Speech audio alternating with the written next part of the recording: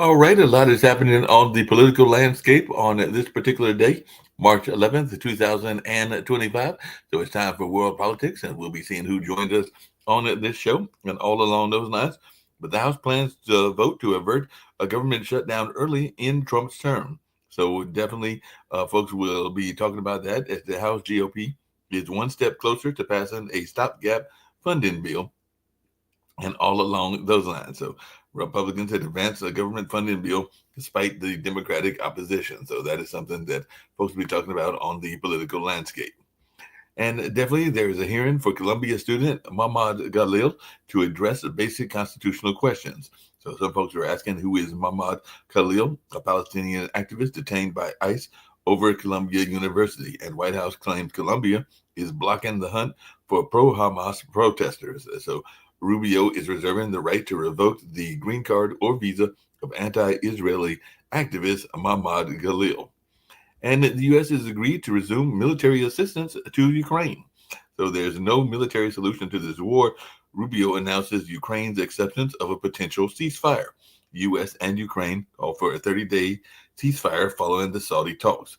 U.S. resumes military aid and intelligence sharing as Ukraine says it is open to a 30-day ceasefire. So there may be a ceasefire taking place in this particular conflict. And Trump is imposing new Canadian tariffs, then reverses them. So U.S. makes concessions, dropping additional 25% tariff on steel and aluminum. And that is something that is coming out of Ontario and all along those lines. So Trump doubles tariffs on Canadian metals, causing Ontario to back down on electricity price hikes. And that's something that is going on as we're having these tariff wars as well. And there's a serious safety issue, investigators say, following a DCA mid-air collision. So DCA plane crash, NTSB, calls for immediate changes at Reagan Airport. Intolerable risk after DCA crash, NTSB recommends permanent change to the helicopter route. So definitely we're seeing something going on in that space as well. And federal judges are pushing back on calls for impeaching jurists who rule against Trump. Federal judges raise alarm about security threats and impeachment calls. Trump-appointed judge quits judicial group over warning about threats. So James Hu quits the judge group and all along those lines over statements against threats and all in that kind of way. So that's something else that we're seeing in the news as well. And U.S. aid official orders employees to shred or burn classified and personnel information. So U.S. aid employees told to destroy classified documents is what an email is showing. So paper shredders and burn bags, the vandalism of U.S. aid is nearly complete, according to an article in the Rolling Stone. So there's a number of things going on in that way as well. And the USDA has canceled $1 billion in local food purchasing for school and food banks. Trump is freezing $1 billion in food aid given to local schools and food banks to help low-income families. So the USDA has cut more than $1 billion in local food purchases for schools and the food banks. So that would definitely be impacting a lot of folks as well. And of course, there's still continuing news about the Sutika Shah Kanaka disappearance. The clothing of the missing American student has been found on the beach, and the FBI is joining the search for the U.S. college student who vanished in the Dominican Republic on spring break. And definitely that is something that folks are concerned about. An American college student missing in the Dominican Republic. They're saying that they didn't drown, according to what Natalie Holloway's private eye believes, and all along those lines. And Trump makes a flurry of posts as global markets fall amid fears of a U.S. recession. So they're definitely talking about a U.S. recession as well. So definitely lots going on in that way and in that space also. So definitely a lot going on in the world as we continue to talk about things that are taking place in the world on world politics. And we'll see who joins us, and if anybody comes and joins the other conversation.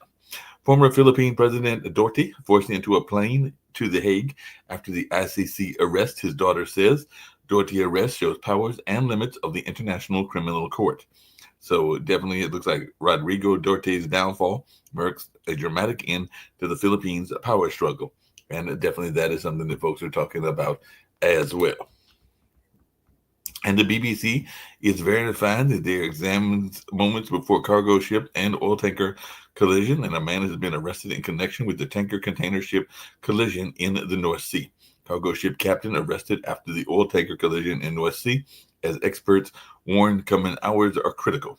Jet fuel has spilled into the North Sea, and some folks are saying that this could be an environmental disaster. And the European Union has decided to rearm. Dutch parliament urges government not to join the EU defense plan, and Trump wants Europe to defend itself, and that was reported in the New York Times. EU chief says member countries must use a new defense loan to buy, looks like European safety, and all along those lines. And the Pakistani insurgents attack a train carrying hundreds of people and take hostages.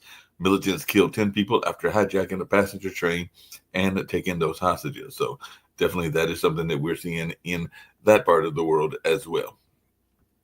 And religious slaughter in Syria shows the need for the U.S. and Europe to keep a close eye on Islamist regime, according to the Greek foreign minister. And Syrian ethnic tensions erupt in deadly clashes, questioning Europe's sanctions lift. And Europe weighs peacekeeping role in Ukraine amid Trump's embrace of Russia. So Europe steps up to fund its own defense, provide security for Ukraine after the Trump threat. And deterrence is a key issue as army chiefs from 30 plus countries are talking about what they should do in terms of supporting Ukraine. In a rare meeting without U.S. allies, Western army chiefs meet to show Ukraine unity. So that is something that folks will be talking about as well. And moving Palestinians out of Gaza, Trump's idea takes on a life of its own in Israel. Amid efforts to obscure it, soldiers' burden and doubts hinder Israel's conquest of Gaza. Israel's far-right minister says Trump's plan to displace Gazians is taking shape. And Smotrich says the government is establishing migration administration for Gaza exodus. And it looks like J.D. Vance and Elon Musk are weighing in on Romania's politics. Barred from Romania's presidential election rerun, Calan Georgescu appeals decision at the top court. And in Romania, the far right has unleashed a tide of hate and resurrected our fascist ghost, is what Andrei Popovecchio says in The Guardian. So we'll see if folks agree or disagree with that. And like I said earlier, only 7 countries met the WHO air quality standards in 2024. Data shows India had 6 of the world's 10 most polluted cities. So 10 of the most polluted cities, 6 of them belong to India, according to the report. But there are only 7 countries worldwide meet the WHO dirty air guidelines, according to the study that is out now. And Hamas and Israeli teams in Doha as Gaza ceasefire talks are resuming. So Israeli at war, day 522. IDF strike in Gaza targets persons gathering intelligence on Israeli soldiers. Israeli fire kills 4 Palestinians in Gaza amid new ceasefire talks. So it does look like there are talks about ceasefires in both of these conflicts, both in Gaza and in Ukraine. So we'll see how this all plays out. And Forbes says that retreat Ukrainian brigades appear to be evacuating Kursk, and Ukraine has agreed to accept a U.S. 30-day ceasefire proposal. So General denies Russian forces are encircling troops, and that was reported in Al Jazeera English and all along those lines. So definitely a lot going on there, as the EU is planning to deport more migrants and create return hubs. So Europe is cracking down on migration. The far right is cheering, according to Politico Europe. The EU has laid groundwork for deportation centers in distant countries, and the EU plans to deport more people, will lead to prolonged detention, according to some critics. And it looks like Ukraine has hit a major Russian refinery in a massive drone attack. Ukraine says its drones hit a major oil refinery in Moscow. Putin is unwilling to compromise on Ukraine, according to some reports, and sets maximalist demands, according to Bloomberg. Ukraine says it struck oil facilities in Russia's Moscow Orel region. So definitely we'll be seeing things on that as well. And the Dalai Lama is saying his successor will be born outside China. We will be born in a free world. Dalai Lama declares his successor will be born outside China, but Beijing is countering. So Dalai Lama is saying that his hope for the Tibetan people and China. And he's expressing that in a opinion piece in the Washington Post. But China is slamming Dalai Lama, saying that Beijing will choose the Buddhist leader's successor. So this is something that's going on in the world as well. And high rate of army dropouts pushes German forces to breaking point. German military is facing a massive shortage of soldiers, and German's military is struggling as Trump tests NATO, according to a report. So German military buildup continues, but personnel shortage remains. So definitely that is something else that folks are talking about on the political landscape. And Uganda says it has deployed troops in South Sudan, capital. Uganda deploys troops in South Sudan as civil war fears grow. And a UPDF spokesman confirms deployment of troops in South Sudan. Uganda deploys forces to Juba, military chief says, in that area as well. So definitely that is something that folks are paying to as well. And of course, they're still paying attention to what was going on in Australia as a cache of explosives in Sydney provoked anti-Semitic terrorism fears, but police are saying that that was actually a fake terror plot. So a wave of Sydney attacks, including explosive caravan plots planned by organized crime ring, and Australian police are saying a seemingly anti-Semitic terrorism incidences were really criminal conduct, just so chaos and all along those lines. Excuse me. I'm going to get to some advertisement, and I'll be right back with some more news, and hopefully some folks will be joining me as well.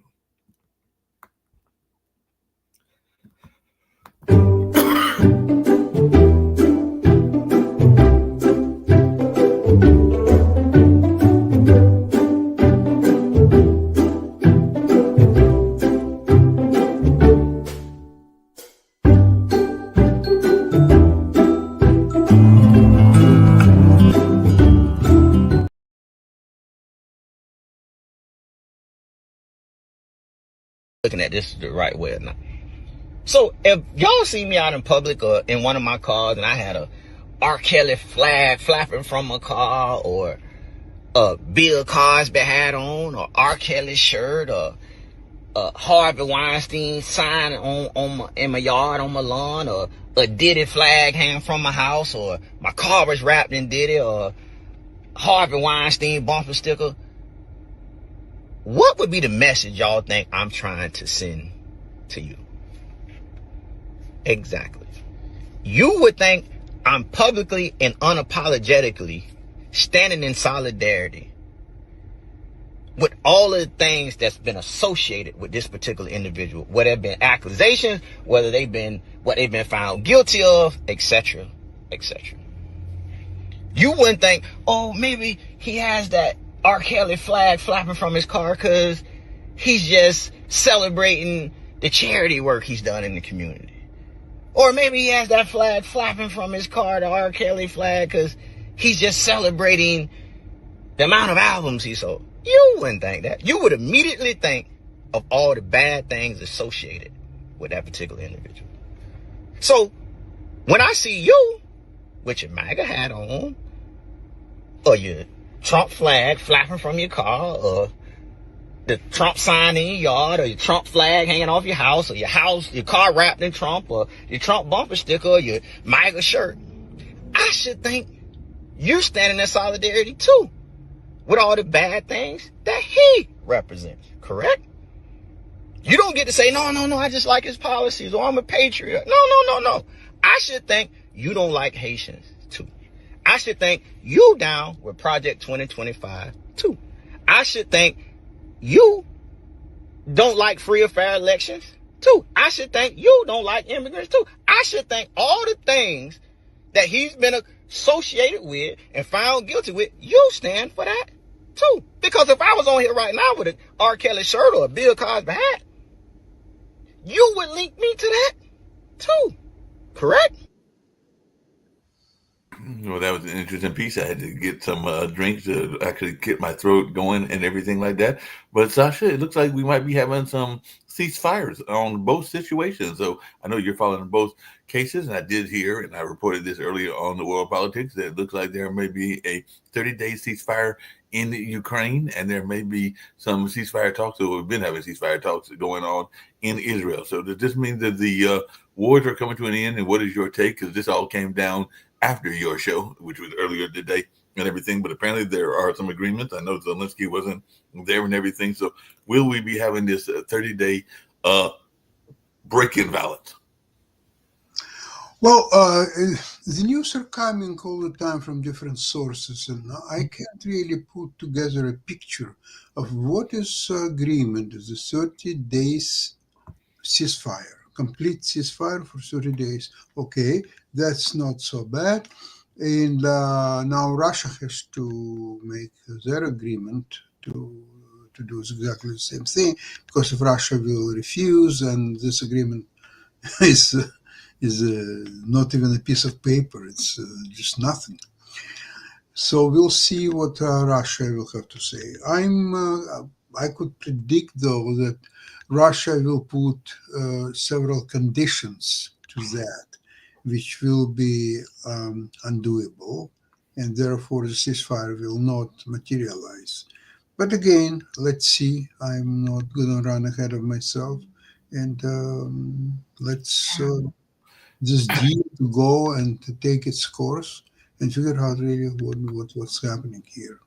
That makes sense. What do you think of the conditions would be? You spent some time in the Soviet army and you definitely follow Putin and study his actions and everything. So, what kind of conditions do you think that they will place on this ceasefire?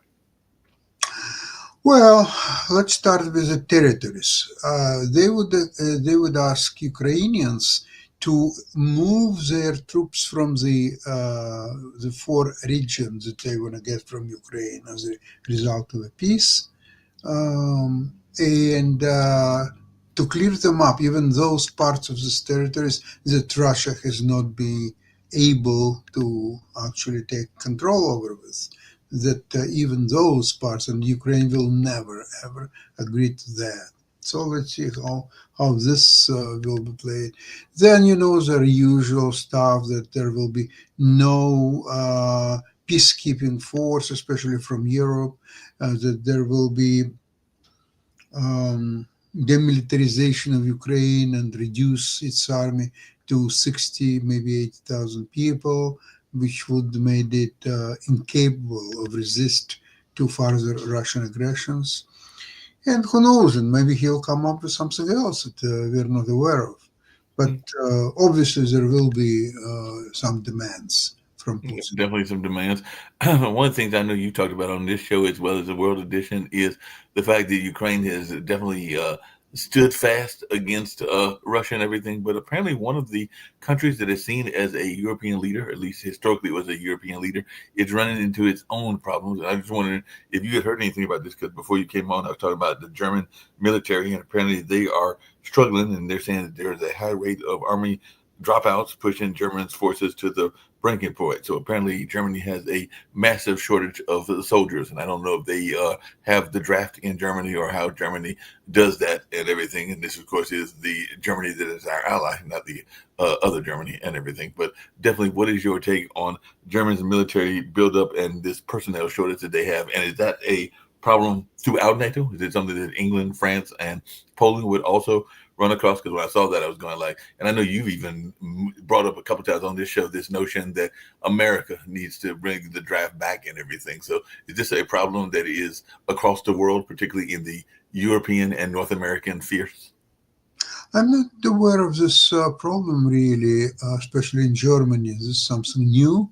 And if that's the case, they must explain to people why the defense of their country is very, very important, and argue that those who would avoid providing military service, there will be consequences, including jail time, and maybe that could work actually, because the countries which don't defend their territory, sooner or later there will be a big losers, and the fact that they disagree to provide service to their country is very bad news for Germany. What can I say? You know what I'm saying? Very bad news and everything. I know that Trump has touted William McKinley, another past president. He's saying that William McKinley made our country very rich through tariffs. So he's a big fan of tariffs, and particularly those tariffs, because he's been touting what they call the Gilded Age tariffs, an era which saw industrial growth, but also had some severe poverty and everything. So, what is your take on what's going on with the tariffs? Because I've heard that they have kind of like come up to an agreement, even with Canada, where they will now kind of back off of each other's tariffs. I had reported that before you came on as well. So, are we going to see this tariff war continue, or is it going to slow down? Because it does look like they have come up with some concessions, maybe even having the power turned back on. Because I know that Ontario has a control of a lot of the Midwest electricity and everything like that. So, what's your take on what's going on with the tariff war? Well, Canada is a very special case because not only economic considerations here, but also the plan of Trump to make Canada 51st province, not province, but state of United States. So he wants to make Canadians' life so miserable with all the tariffs going on, going out. See, even if the tariffs were announced, but they didn't go in full force or were cancelled, the damage is already been done.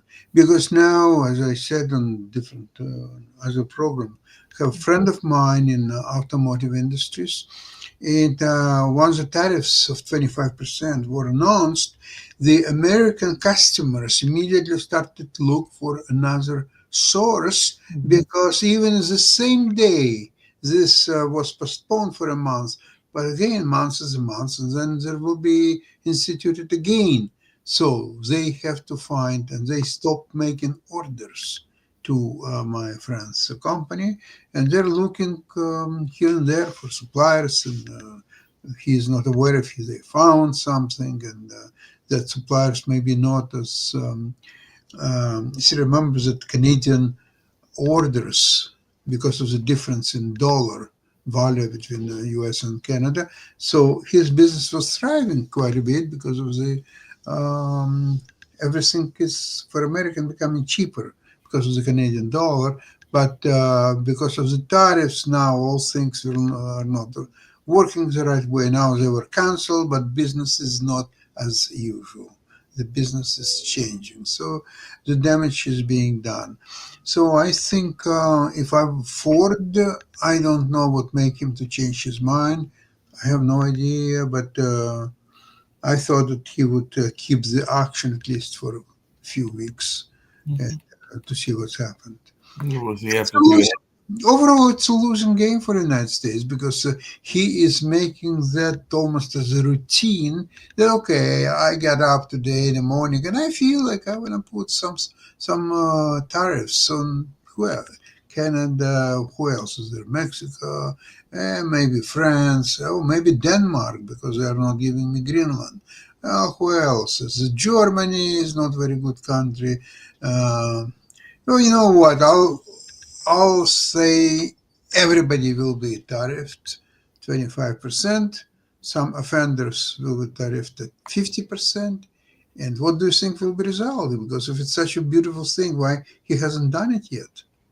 Yeah, that'll be interesting to see. He definitely keeps threatening these tariffs and everything. I know you just came back not that long ago from a trip to the islands, Aruba to be exact, and everything. But there's this concern. I know Kim has brought it up, even though she's actually traveling now. I think she's in Houston and everything. But how concerned are you about plane travel and plane safety? I told you that it was the one plane I went on when we went down to Miami. I did notice that there were some small parts that were flapping in the wind and everything. They didn't seem like they were hurting the plane, but one can still get worried and everything. And now they're saying that there are serious safety issues, and investigators are saying this following a DCA mid-air collision. So there was another mid-air collision on it today and everything, and they're calling for immediate changes at the Reagan Airport. So, what's your take on plane safety? And when you get on a plane, how concerned are you about your own safety?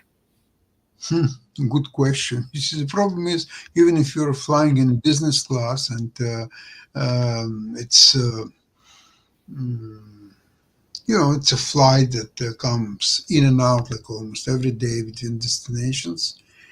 The risk is still there, and if a plane will go down, passengers in business class will go just as well as economy class. So that's not a safety precaution at all. It makes the flight more comfortable, but other than that, it's not much safer than Mhm. the economy class. So I really don't know what else. You can travel by train maybe instead. Maybe that's safer option. But you can do it in Europe. In Europe, they have fantastic rail services. Mhm.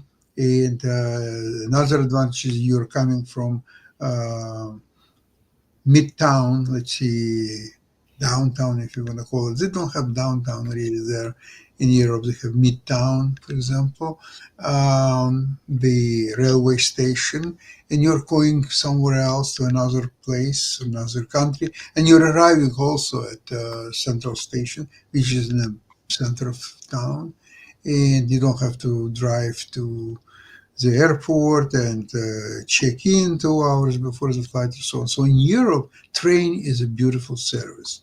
Now in the United States is a different situation.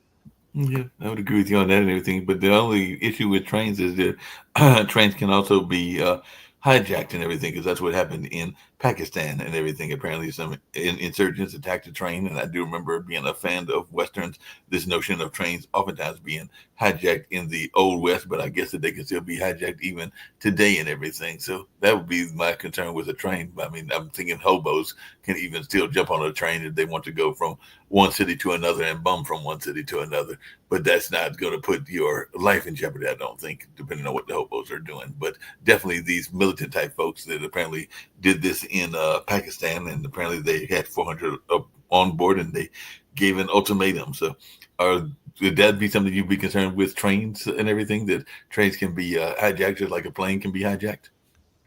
Well, there must be a reason why Pakistan is not on the list of countries that I'm going to travel in the near future. Train or automobile or anything, whatever you'll do in Pakistan, it's at your risk, and unless you have um, the reason that travel to Pakistan is absolutely unavoidable, then there's no need for you to be there.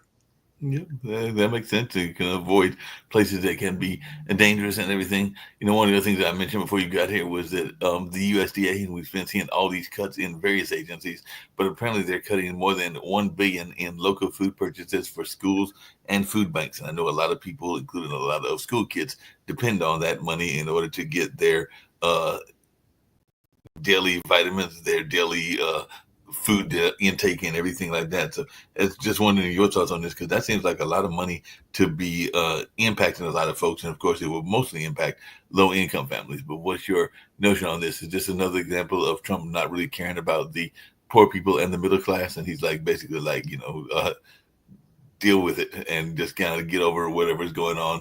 It's not my responsibility to take care of you. Well, Trump he cares only about himself. That's quite obvious, and I'm surprised that the American people had a chance to see what is Trump is all about, and they see first term from 2017 to 2021, and they saw the impeachment, they saw the uprising of January 6th, and all those lawsuits against him, and so on. And it seems to me that they were so disenchanted with Democrats, whether it's Harris or Biden or both of them. So they prefer to, okay, let's have this criminal, this idiot. It's lesser evil than the Democrats. Can you imagine that? How low the Democrats had to go to get American people elect a person like Trump. But Yeah, that's what. yeah, they had to go real low and everything like that. Hey, Sasha, just really quickly, you talked about places you would not go visit, but there are places that are seen as being exotic and seen as being wonderful places, but even they have their issues and everything, because we know that there is this student that has disappeared in the Dominican Republic, and I know some people that have said beautiful things about the Dominican Republic, about Belize, about Costa Rica, and some of these other countries that sometimes have problems, even problems with the drug trade, because I've even heard some good things said about certain Mexico cities, not all Mexico cities, but certain Mexico cities. So are they not on your list as well? Because apparently they're still trying to find this student that vanished in the Dominican Republic. And I know that my cousin. Of course, he had the advantage of being a GBI officer. He used to say great things about the DR, and he really enjoyed the DR and thought it was a beautiful country and everything. But even the beautiful countries can have problems. I imagine there's even problems on occasion in Aruba and everything, even though I don't know what those problems would be because it sounds like a very exotic environment and everything. So, are those good places running into problems too? Okay, you're talking about Dominican Republic, Mexico, some Belize, some other stuff. Obviously, you don't go there unless you're going the best five stars property, which you are going from the airport directly to that property and stay there for a week or two without going out anywhere, and then coming back to the airport and flying back. That's the only option. Even that's not 100% safe, but close to that. Now, if you're going to just on your own to stay in some hotel and just experience local life, like many dreaming about in places like Costa Rica or Cuba or some others. See, the problem is that well, I'm talking about myself, but most of people, they look differently from the local population. So you are a prey for pickpockets, for vandals, for criminals of all kinds somehow to get to you and get your money or maybe even kill you or maybe something else. Just why do we need that? I mean, if you if you want to die, then it might be the easiest way to get killed and just go there and enjoy. But if you want to stay alive, you just don't go to this places, period. In Aruba, I'm going to five stars properties. They're very comfortable, they're very safe. Again, I'm not suggesting it's 100% guaranteed, but close to that at least. And generally, Aruba is very peaceful island. I would go out in Aruba. I wouldn't stay all the time in the same hotel. I would go out to the casino, maybe to some shopping here and there. But I would take a cab, and the cabs are very inexpensive there, very friendly, very efficient. So this is what I understand, and that's why I wouldn't go anywhere else. That makes a lot of sense. You can just go to places that are safe and everything. I did learn something after your Ukraine, Russia, China show and everything because one of your guests made an appearance, but he made it after you had left and everything because apparently they have a different situation with daylight savings time and everything. So I was over there talking to Nick and Jonathan after your show, and Ivan popped in. So apparently he said he will be on time next week because he had gotten confused with the daylight savings time. So he did make an appearance, but he was not remembering the time frame and all along those lines. So I reminded him in my email when I sent him a link. I reminded him that we change our clock 1 hour ahead. What else can I do? How else can I deal with that? Huh? that's all you can do. You can only remind him if he doesn't follow orders. That's on him and everything. Because I know that you are very efficient. You are very efficient in everything that you do. So I figured that you had sent him a reminder saying, "Look, that you instead of it being 6 o'clock, it'll be 5 o'clock." I think it was his time and everything. But I know that you are very efficient in what you do and all along those lines. And we talked about the ceasefire with Ukraine and your speculations on that. How long do you think the ceasefire will hold up on the Israel? Because that's the other ceasefire that people are talking about. Because apparently that ceasefire is in effect. The other one is still being negotiated and everything. And ironically, they're both being Is negotiated in the Middle East. Israel, what it's all about? That both sides will stop any fire? Why? That's what it's supposed to be. That both sides are supposed to stop fire. They're supposed to allow humanitarian aid through to like Gaza and stuff like that. And there's supposed to be some other things. But yeah, there's supposed to be Why a would halt Israel? in the Why fire. would Israel agree to that? What's in it for Israel? That's what couldn't figure out either. So I was wondering if you had some speculation, but apparently it's in effect and everything. I guess maybe Trump, who likes to play bargaining guy, is trying to have some bargaining power with Netanyahu. I'm not sure what Trump's view of Netanyahu is. I know that he is a friend of Putin and everything, but I don't know whether he is a friend of the Israeli leadership and everything, or whether he wants new leadership. So, what is your take on the U.S. government's stance on Israel under the Trump administration? I haven't really got a feel for it. Maybe you've got an idea as one that studies this region. I'll tell you, Mark, I had a friend of mine many years ago when I was active in a business and so on. He had one interesting business, and he wanted to either get investment or sell it. And he started talks with a guy. He's deceased now for several years, but I knew that guy and what he is. He is a little bit Trump in miniature. And I told my friend, stop any contacts with this person. There is no win situation for you. Because even if you think that you are making some kind of plausible deal, which would be agreeable to you, 2.5 minutes before signing, he will change conditions. He will add something else. You will never, ever will get any results from him. It will be frustration. Furthermore, the more he will learn about your business, the more difficult for you will be to function. He will start, because the deal will definitely not go through, so he will start making a lot of problems for you. He will talk to your competitors. He will talk to your customers. There are some people who are extremely dangerous. They're vindictive. They're evil. And you should never, ever to deal with these people. Same thing with Ukraine, with Israel. They will learn a hard way how to not to deal with such people who Trump obviously is. Yeah, Trump's definitely one of those kind of folks and everything. I know we brought it up in past shows and wanted your thoughts around this, but are we heading toward that recession? Because I did see that, and I know you'll be talking about it tomorrow on Modern Investment, but the Dow did drop more than 450 points of the S&P 500, which I know Milan is a big fan of. Apparently is posted back-to-back losses over the Trump tariffs and everything like that, but they did say the stock closed out a volatile day as investors say market is sick and tired of Trump tariff chaos. So is this chaos impacting the market? And if so, how long will it impact the market? And should we be concerned about its impact on the market? Yes, unfortunate situation with the market is very, very serious. And there is no any way out of the situation where we are all now.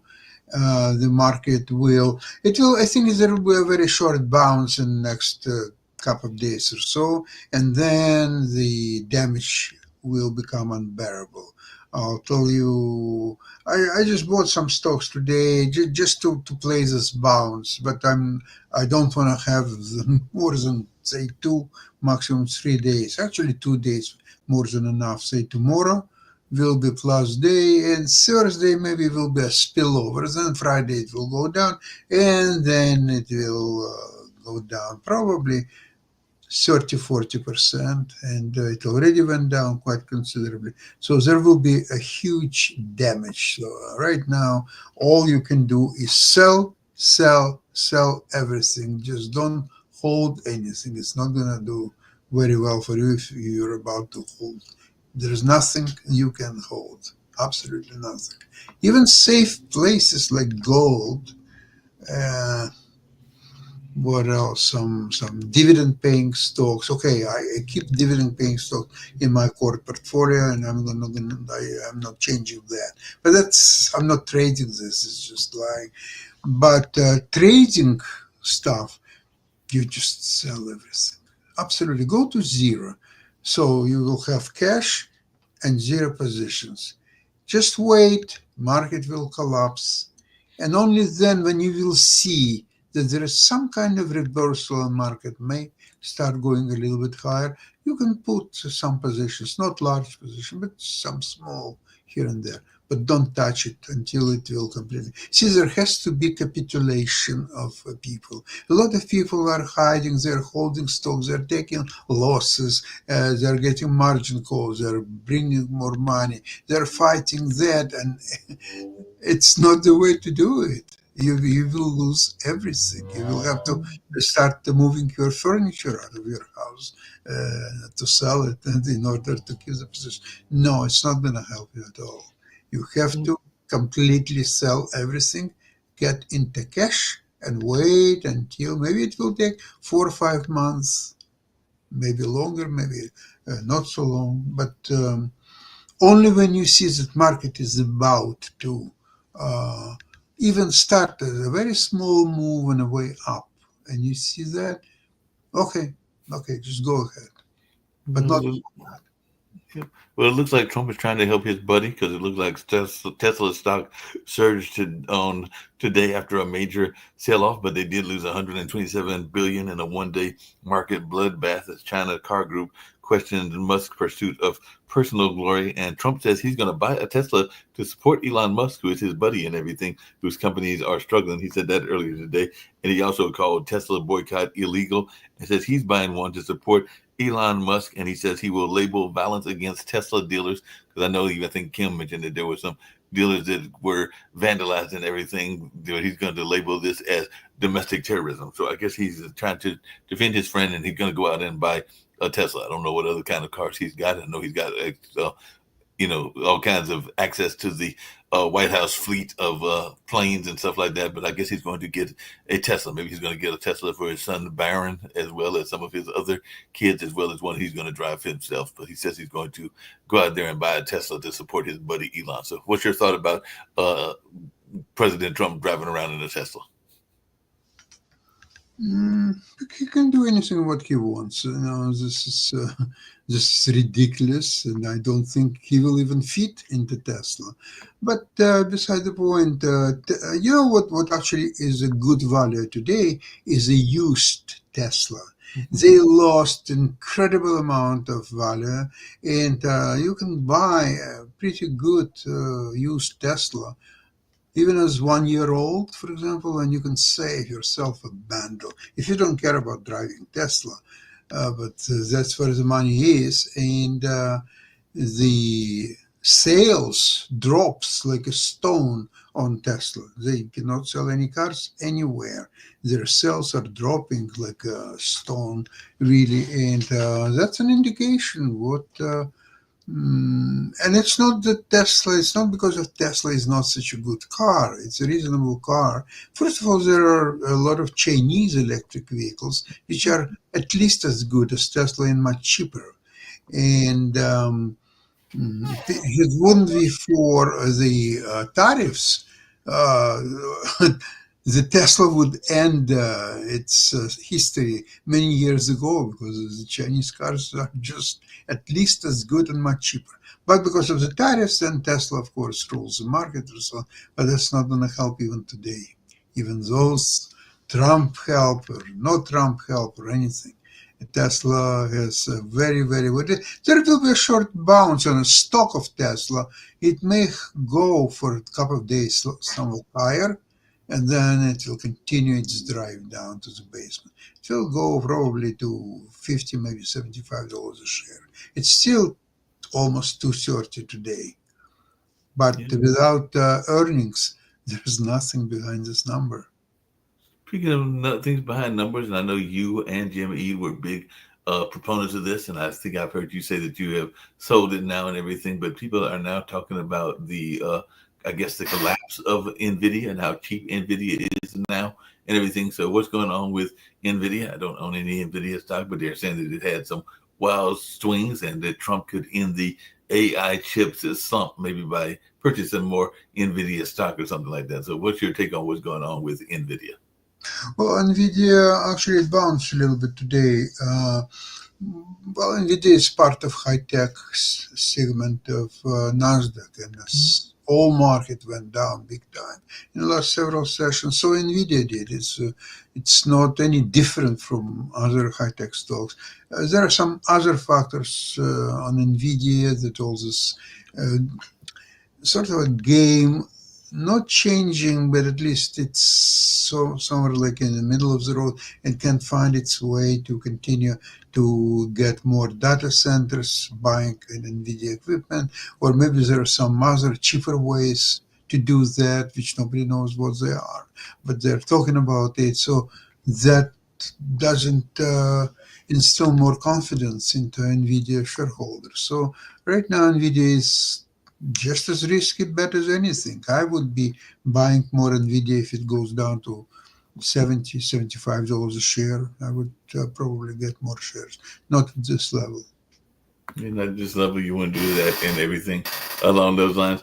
The other thing that people talk about, and it comes down to politics as well, is that they are saying that yesterday, and I think I mentioned it on this show yesterday on World Edition, that there are cyber attacks where people are targeting X as well as targeting other social media outlets as well. So, how concerned are you, as one that follows world politics and just world news, about cyber attacks? Because I know that you watch your TV that's over there in your house there in Canada, but you also pay attention to things on the internet as well. So, how concerned are you, Sasha, about cyber attacks on a global front?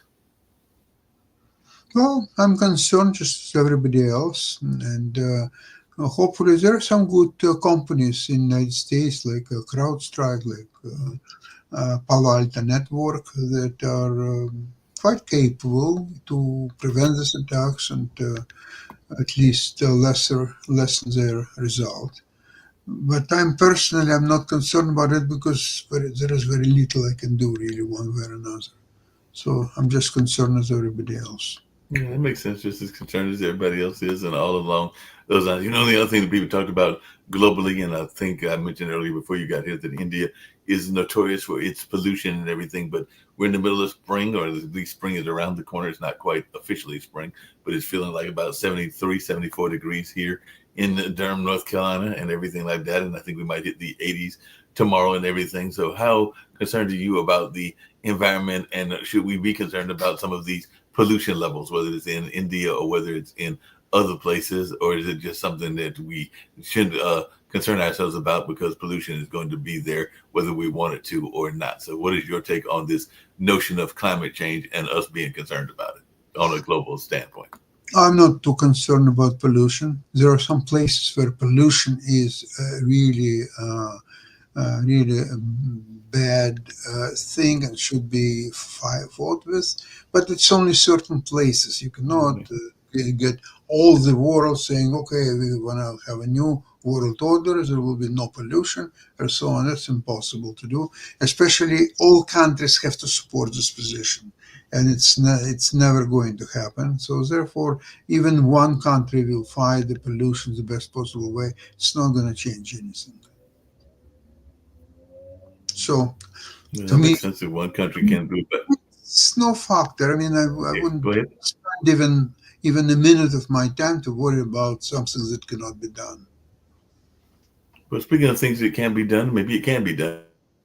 But apparently earlier today, and I know you've been adamantly against this notion and everything, Trump is still bringing up this notion of making Canada the 51st state, because he was talking about the tariffs and he's talking about what he wanted to do. I know he wants to go after Greenland as well. But are you concerned about this? Because even as after you left, Jonathan was joking that at some point Sasha may have to answer to Emperor Trump and all along those lines. So do you have any concerns about your beloved country becoming a 51st state? Because apparently earlier today, Trump brought that threat out again that he would like Canada to join the rest of the United States. So what is your take on this? And are you at all concerned that you might have to lose your beloved country where it becomes the 51st state, becoming it before even DC, or Puerto Rico, which have both been fighting for that status for a number of years? I'll tell you a little bit funny story. It's an Italian short movie. And so imagine it's in Switzerland and there is a villa, very rich and very expensive. And the nice sport car stops near the villa. And a beautiful, very nice Italian gentleman is with a little um, uh, case. He knocks at the door, and a beautiful woman opens. And he says, "How can I help you?" And he says, "Oh, listen, I have a very strange situation, and maybe you can help me." And you know what? I have $1 million in this suitcase. And I would like to make a proposition, no offense or anything, but if you will be willing to have nice sex with me, this suitcase with $1 million is yours. So she started to scream, "Who do you think I am? And how you have a chutzpah even to talk about it," and so on. And he says, but look, if you don't want it, that's okay. He opens a suitcase, and there is indeed $1 million there. So she's becoming a little bit softer and say, well, I never even thought about it, that it would be possible, and so on. But eventually they're going, and they indeed have sex, and he leaves her the suitcase. So if Trump really wants Canada, why he wouldn't make an offer? And there is one offer that I could see will really work. If every Canadian will exchange his or her Canadian dollars to US dollars, one per one. Okay? So let's say I have, say, $500,000 Canadian. And for that, I will get instead $500,000 US. Mhm. The Canada, in this case, will become 51st province or state or something else. I could I can think that a lot of people would consider that, or at least started to think about such a possibility. And if they would say no, how you can say no when you are essentially making your wealth 1.5 times higher than it is over my $500,000. I will get $500,000 US dollars. It's like 750 Canadian. So I have one day $500,000, and next day I have 750,000 Canadian dollars. Why not? Okay, what else I need? Maybe that's not enough. Maybe I want something else. So say it. But when he's talking about, he's like the most, um, the most uh, kind of devilish beggar who owes $37 trillion, and at the same time he's threatening, I'm going to do this and I'm going to do that, and also this and that. Come on, let's get real, you. Yeah, I don't get it either, but maybe that same offer could work for Greenland, because I understand the majority of the Greenland people want independence from Denmark, but they don't want to be a subservient to the United States as well. So, assuming that he was to get, and this is just speculation, none of us know this because we don't know the mind of Trump, thank goodness, because I don't know that I want to know the mind of Trump and everything. But assuming that he gets Canada, Greenland, and Panama, what would be his fourth or fifth country that he would go after in your mind? Sasha and everything. Is he going to go after Mexico next? Is he going to go after Venezuela? So what do you think he will target next? Those are the three that he has mentioned, which is Greenland, Panama, and your beloved country of Canada. So what would be his fourth or fifth countries that he would target in the Trump world? I'll tell you that with the people like Trump, you have to immediately stop any contacts with them and just politely say, thank you, we are busy with other things, and don't call us, we'll call you, okay? Bye bye. There is no win in situations with people like Trump. Simply no win. Even if you are right, 10 times right, 100% right, you cannot win with the people like Trump. That's all. No, I agree with you. Well, we got to get to the other show, and we'll end this one just a little bit early and everything. But I've thoroughly enjoyed our conversation and everything. So we'll be back on World Edition tomorrow, and you'll have Modern Investment tomorrow as well. I'm hoping that I'll see Milan, yourself, and Jim Eid. I heard your wife in the background, so I'm thinking it's just about time for dinner for y'all and all along those lines. So we'll catch you on the flip side, but I'll see you on World Edition on tomorrow, as well as the other shows as well. So you have a blessed evening and a great day, and I will see you later on. Thank you, Mark. See you tomorrow. Bye bye. See you tomorrow.